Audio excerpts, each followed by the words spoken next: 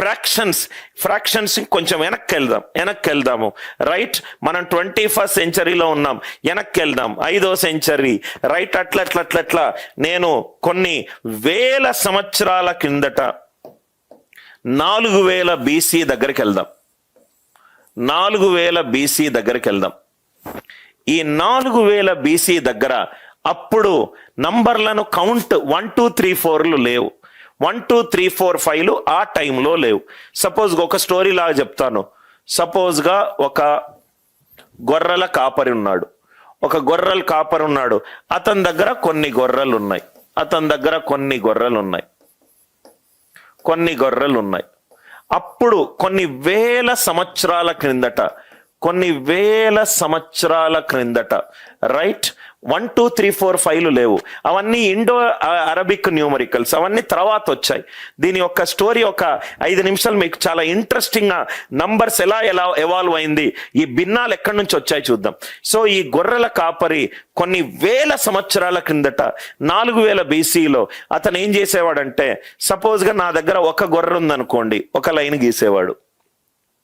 ఆ గొర్రెల కాపరి దగ్గర 2 లైన్స్ ఉన్నాయనుకోండి, ఒక లైన్ పక్కన ఇంకో లైన్ గీసేవాడు. అట్లా 3 ఉంటే 3 లైన్లు గీసేవాడు, 4 ఉంటే 4 లైన్లు గీసేవాడు, 5 ఉంటే ఈ 4 పైన ఒక లైన్లు గీసేవాడు. సో గొర్రెలు పెరిగే కొద్దీ లైన్లు గీసేవాడు. 5 5 5 లాగా చేసేవాడు. 1 2 3 4 5 అయిపోయింది కదా. 6 చెయ్యాలంటే 4 దానిపై 1 రైట్. ఫస్ట్ మొత్తం లైన్లు రాసేవాడు, దాని తర్వాత దాన్ని తగ్గించుకుంటా 4 తర్వాత ఒక లైన్లు రాశాడు. ఇలా చేసుకుంటూ వెళ్ళిపోయాడు. మీరు ఆలోచించండి సార్, అలా 4000 BCలలో నంబర్ని కౌంట్ చేసేవాళ్ళు.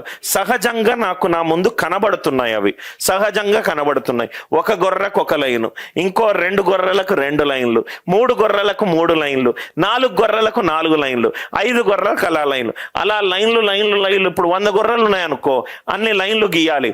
అది ఎక్కువ టైం అవుతుంది అని చెప్పి నెక్స్ట్ స్టెప్ కొన్ని సంవత్సరాల తర్వాత ఏమైందంటే, అట్లా కాదు బాబు, నువ్వు ఎక్కువ టైం తీసుకుంటున్నావు, దీనికి ఇంత టైం నువ్వు తీసుకోకు అని చెప్పి కొన్ని ఆల్ఫాబెట్స్ ని ఇంట్రడ్యూస్ చేశారు. ఆల్ఫాబెట్ అంటే సపోజ్గా 10కి నువ్వు ఇలా రాయాల్సిన అవసరం లేదు, 10కి నువ్వు ఇలా రాయాల్సిన అవసరం లేదు, ఇలా అని పెట్టు. ఇది 10 రైట్. సో ఒక్కొక్క వేరియబుల్కి డీకి ఒక వాల్యూ ఇచ్చారు, ఎల్కి ఒక వాల్యూ ఇచ్చారు. మీకు గుర్తుందా సార్, మనం స్కూల్లో చేసాం. డీకి ఒక వాల్యూ ఇచ్చారు, ఎల్కి ఒక వాల్యూ ఇచ్చారు, సికి ఒక వాల్యూ ఇచ్చారు, ఎంకి ఒక వాల్యూ ఇచ్చారు. ఈ ప్రతి ఒక్క వేరియబుల్స్కి ఒక్కొక్క వాల్యూ ఇచ్చుకుంటూ వెళ్ళారు. ఎందుకు ఇచ్చుకుంటూ వెళ్ళాడంటే, ఈ గొర్రెలు పెరిగే కొద్దీ ఆడు లైన్లు పెట్టుకొని దాని మీద గీతలు గీసుకుంటా ఎక్కువ టైం పడుతుంది. And it is a very complex process. So అట్లా దీన్ని పెట్టుకుంటూ వెళ్ళాడు. దీన్ని పెట్టుకుంటా వెళ్ళిన తర్వాత కొన్ని సంవత్సరాలు గడిచిపోయినాయి. దీనికి కూడా మళ్ళీ ఎక్కువ టైం పడుతుంది. ఈ డీలు, ఎల్లు, సిలు, ఎమ్ములు, ఓ వేరియబుల్కి ఒక వాల్యూలు ఇచ్చుకుంటూ వెళ్తే ఒక టైం పడుతుంది. ఒక టైం పట్టిన తర్వాత ఈ గొర్రెల కాపరి ఏం చేశాడు, ఇంకో గొర్రెల కాపరి దగ్గరకు వెళ్ళాడు. ఒక స్టోరీ లాగా చెప్తున్నాను సార్. ఈ గొర్రెల కాపరి ఇంకో గొర్రెల కాపరి దగ్గరికి వెళ్ళాడు. వీడిని అడిగాడు, నీ దగ్గర ఎన్ని గొర్రెలు ఉన్నాయంటే, ఒక గొర్రె ఉంది, 2 గొర్రెలు ఉన్నాయి, 3 గొర్రెలు ఉన్నాయి అని చెప్పి వీడు ఆన్సర్లు చెప్తున్నాడు. వాడికి చూస్తే కౌంటింగ్ ఇలా చేయడం కనబడుతుంది. వీడిని అడిగాడు, వాడి దగ్గర ఉన్న గొర్రెల చెప్పాడు. ఇక్కడ నా దగ్గర 2 ఉన్నాయి, అక్కడ నా దగ్గర 3 ఉన్నాయి, 3 అంటే 3 గీతలు కనబడుతున్నాయి అని చెప్పి. ఈ గొర్రెల కాపరి వీడిని అడిగాడు, నీ దగ్గర ఎన్ని గొర్రెలు ఉన్నాయని. వాడి దగ్గర ఏమీ లేదు, వాడి దగ్గర గొర్రె ఏమి లేదు. ఇప్పుడు ఆలోచించండి సార్, 1 ఉంటే 1 గీత ఉన్నది, 2 అంటే 2 గీతలు ఉన్నాయి, 3 అంటే 3 గీతలు ఉన్నాయి, 10కి ఒక వేరియబుల్ వేసుకోండి. వాడి దగ్గర ఏమి లేదు. వాడికి ఎలా చెప్పాలది, నా దగ్గర ఏమీ గొర్రెలు లేవు అని చెప్పి నేను ఇంకోటికి చెప్పాలి. కొన్ని సంవత్సరాల క్రిందట ఏం చేసేవాళ్ళం, మనం రాయితోటి శబ్దం చేసి మాటలు వినేవాళ్ళము. సో నా దగ్గర ఏమీ లేదు, నా దగ్గర గొర్రెలు లేవు అని చెప్పడం ఎట్లా అనే ఒక క్వశ్చన్ నుంచి వచ్చిందే. ఇది దగ్గరికి వెళ్ళి ఒక పెద్ద చదువుకున్న ఒక విద్యావేత్త దగ్గరికి వెళ్తే అతని పేరు ఆర్యభట్ట. అతను ఏం చేశాడంటే నా దగ్గర ఏమీ లేదు అని చెప్పడాన్ని సున్నా అని అన్నాడు. సున్నా అంటే నా దగ్గర లేదు, సున్నా అంటే నా దగ్గర లేదు. సో ఆర్యభట్ట ఏం చేశాడు? సున్నాని డిస్కవర్ చేశాడు. సున్నా ఎందుకు డిస్కవరీ అయింది? ఒక పర్సన్ ఇంకో పర్సన్ దగ్గర నా దగ్గర ఉంటే కనబడుతున్నాయి 1 2 3, సున్నా నా దగ్గర లేదు అని నేను ఎలా చెప్పాలి? దానికి ఒక రిప్రజెంటేషన్ ఇచ్చాడు. దాని వాల్యూనే సున్నా. అర్థమైంది కదా సార్? దాని వాల్యూనే సున్నా. ఓకే, లేదు అనే దాన్ని నేను సున్నా ఇచ్చాను.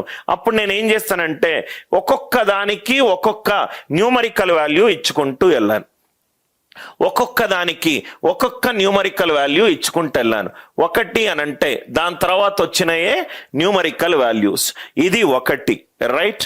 దాని తర్వాత నాకు 2 గొర్రెలు ఉంటే ఇవి 2. అర్థమైందా సార్ అందరికి? ఇది 2. ఏమీ లేదు అని చెప్పడానికి రైట్ నా దగ్గర వచ్చింది 3. 1 2 3, రైట్. అలా నంబర్స్ వచ్చాయి. ఈ నంబర్స్ సహజ సిద్ధంగా మనకు ప్రకృతిలో కనిపెట్టేటి. నా ముందు ఎంతమంది పిల్లలు ఉన్నారు? 1000 మంది పిల్లలు ఉన్నారు. నా క్లాసులో ఎన్ని బెంచులు ఉన్నాయి? 50 బెంచులు ఉన్నాయి. నా ఫ్యామిలీలో ఎంతమంది ఉన్నారు? 4 ఉన్నారు, రైట్. నేను ఆ షాప్ దగ్గరికి వెళ్తే ఎన్ని ఛాయలు అమ్మాడు? ఈరోజు 500 ఛాయలు అమ్మాడు. నాకు సహజంగా చూస్తూనే ఉంటే కనబడే సంఖ్యలు, వాటిని ఏమన్నాం? సహజ సంఖ్యలు. 1 2 3 4 అండ్ సో ఆన్. వీటిని ఏమన్నాం? సహజ సంఖ్యలు. లేదు అని చెప్పడానికి 0 యాడ్ చేసాం. 0 1 2 3 అండ్ సో ఆన్. నేను ఇక్కడ ఇంగ్లీష్లో రాస్తున్నాను, మీరు తెలుగు మీడియం పిల్లలు రైట్ నా వాయిస్ కరెక్ట్గా. ఇది హోల్ నంబర్స్. హోల్ నంబర్స్ అంటే లేదు ప్లస్ ఉంది అని అంటే ఎంత ఉంది? ఉంది అని అంటే ఎంత ఉంది? ఇక్కడ వరకు స్టోరీ క్లియరా సార్? న్యాచురల్ నంబర్, సహజ సంఖ్యలు ఎక్కడి నుంచి పుట్టాయి? లేదు అని చెప్పడాన్ని ఏమంటాము? సున్నా అని అంటాం. 0 1 2 3. స్టోరీ కంటిన్యూ చేద్దాం. అదే ఊరిలో ఒక కింగ్ ఉన్నాడు.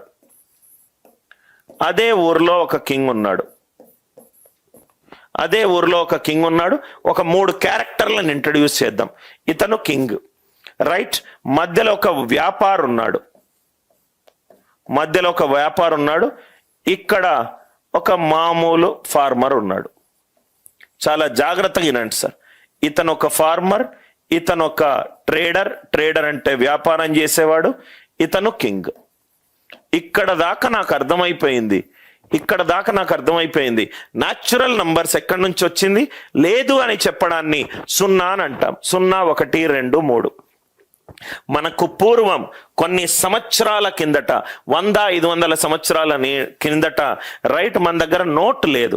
అప్పుడు ఏం చేసేవాడంటే నాణాలు ఇచ్చేవాడు. సో కింగ్ ఏమన్నాడంటే వ్యాపారస్తులు బాగా చేస్తేనే ఆ యొక్క కంట్రీ డెవలప్ అయిపోతుంది. కాబట్టి సపోజ్గా ఈ కింగ్ ఈ వ్యాపారస్తునికి ఒక 10 కాయిన్స్ ఇచ్చాడు అనుకుందాం. 10 కాయిన్స్ ఇచ్చాడు. ఆ 10 కాయిన్స్ ఇచ్చి వ్యాపారం చేసుకో, రైట్, ఎదుగు అని చెప్పి అన్నాడు. ఇతని దగ్గర 10 తీసుకున్నాడు, రైట్. అంటే ఇతనికి 10 ఇవ్వాలి, ఎస్ ఆర్ నో? ఇతని దగ్గర 10 కాయిన్స్ తీసుకున్నాడు, అంటే ఇతనికి 10 ఇవ్వాలి. సపోజ్గా ఒక బ్యాంకు మీకు ఒక లోన్ 500 రూపాయలు మీకు ఇచ్చింది, అంటే మీ అకౌంట్ మీరు బ్యాంకుకి ఎంత ఇవ్వాలి? 500 రూపాయలు ఇవ్వాలి. ఇతను తీసుకున్నాడు అంటే తీసుకున్న అమౌంట్ తిరిగి ఇవ్వాలి. ఇతను 10 ఇతనికి తిరిగి ఇవ్వాలి. సో అదేమైంది? వాల్యూ -10. మీరు ఒకరి దగ్గర 2 రూపాయలు తీసుకున్న అమౌంట్ తిరిగి ఇవ్వాలి, -2. అర్థమైందా సార్? -2. మీరు ఒక మొబైల్ షాపులో మొబైల్ తీసుకున్నారు, 10,000 రూపాయలకు 5 EMIలతోటి తీసుకున్నారు, 2,000 పే చేశారు, మిగతా 8,000 అతనికి తిరిగి ఇవ్వాలి. అంటే మీ అకౌంట్ నుంచి 8,000 అతనికి తిరిగి ట్రాన్స్ఫర్ అవ్వాలి. అక్కడ మన నుంచి వచ్చిందే మైనస్ నంబర్లు. మైనస్ నంబర్లు అంటే మన నుంచి తిరిగి వెళ్ళిపోవాలట్టు, అవుట్ గోయింగ్. ఇన్కమింగ్ అంటే రావాలి. ఇతని నుంచి 10 పోయింది, ఇతని నుంచి మళ్ళీ 10 తిరిగిపోవాలి. అట్లా మనకు మొత్తం నంబర్ లైన్లో ఫస్ట్ ఏమో లేదు, ఉన్నదాన్ని కౌంట్ చేయడానికి గీతలు పోయినాయి, వేరియబుల్ పోయినాయి, న్యూమరికల్ వాల్యూలు వచ్చినాయి. 1 2 3 4 5 6 1 2 3 4 5 6 1 2 3 4 5 6. నేనేమో తిరిగి ఇవ్వాలంటే రైట్, ఇదేమో ₹1 ఒకరి దగ్గర తీసుకున్నా తిరిగి ఇవ్వాలి, ₹2 ఒకరి దగ్గర తీసుకున్నా తిరిగి ఇవ్వాలి, ₹3 తీసుకున్నా తిరిగి ఇవ్వాలి. So 0 1 2 3 and so on. -1 -2 and so on. -1 -2 -3 and so on. వీటన్నిటినీ ఏమంటాం సార్? ఇంటీజర్స్ అని అంటాం. ఇంటీజర్స్ ని తెలుగులో ఏమంటారు సార్? పూర్ణాంకాల. ఏదైనా పదం ఉంటే మీరే చెప్పండి సార్. పూర్ణాంకాలని నేను చదువుతున్నాను. -1 -2 -3 and so on. -1 -2 -2 -3 and so on. ఇక్కడ వరకు అర్థమైందా సార్? అందరికీ ఏమన్నా డౌట్ ఉంటే అడగండి సార్. పూర్ణాంకాలు కరెక్టే చెప్పాను సార్.